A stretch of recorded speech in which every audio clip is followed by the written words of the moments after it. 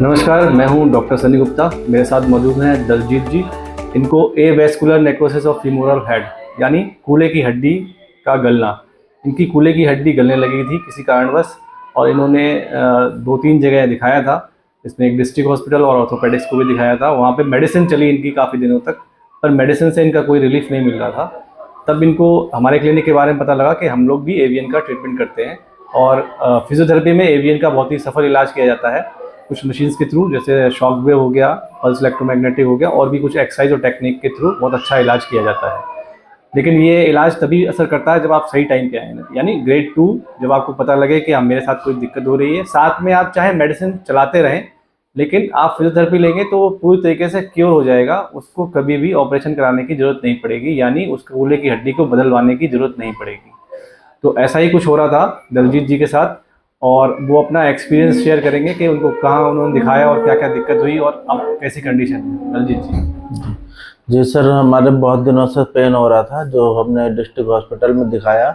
2 बार x ray भी हुए, मगर एक्सरे में कोई रिपोर्ट नहीं आई। फिर उन्होंने सिटी स्कैन करा के देखा तो उसमें एवीएन की दिक्कत आई थी। तब एमआरआई कराया तो उसमें एक ग्रेड 2 था, तो उसमें बहुत उन्होंने ऑपरेट बताया था कि ऑपरेशन करना पड़ेगा। फिर मैंने वहाँ छोड़ के एक और ऑर्थोपेडिक में दिखाया, उन्होंने भी यही सजेशन दिया कि ऑपरेशन करना पड़ेगा। तो मुझे ममता वेलनेस की जानकारी हुई तो मैं यहाँ पे आया। यहाँ पे आके मैंने ट्रीटमेंट अपना कराया फिजियोथेरेपी से। उससे मुझे पहले से बहुत आराम है। पहले दर्द होता था चलने फिरने में, उठने बैठने में, ऊपर सीढ़ी चढ़ने में। अब वो दर्द किसी प्रकार का नहीं है। अब धीरे धीरे वो हमारा जो है बिल्कुल सही हो रहा है।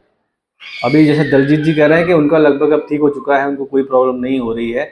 तो अगर ये फिजियोथेरेपी नहीं लेते और मेडिसिन पे ही चलते रहते, तो जैसा कि इनको सजेस्ट भी किया गया था कि ऑपरेट कराना पड़ेगा और कूल्हे की हड्डी को यानी हिप जॉइंट को बदलवाना पड़ेगा। लेकिन अब इनका ओरिजिनल जॉइंट ही प्रिजर्व हो गया है। ओरिजिनल जॉइंट की ब्लड सप्लाई जो है हमने फिर से रिस्टोर कर दी है। इसमें ब्लड सप्लाई रुक जाने की वजह से हड्डी गलने लगती है, और वो ब्लड सप्लाई को दोबारा हमने इन्हेंस किया है और वो रिस्टोर हो गई है।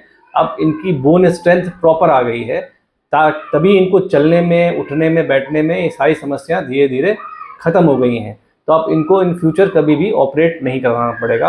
अगर आपको भी, किसी को भी एवीएन की समस्या है, आपके या किसी जानने वाले को, तो ऑपरेट कराने से पहले कृपया फिजियोथेरेपी कराएं और ऑपरेट कराने से बचें।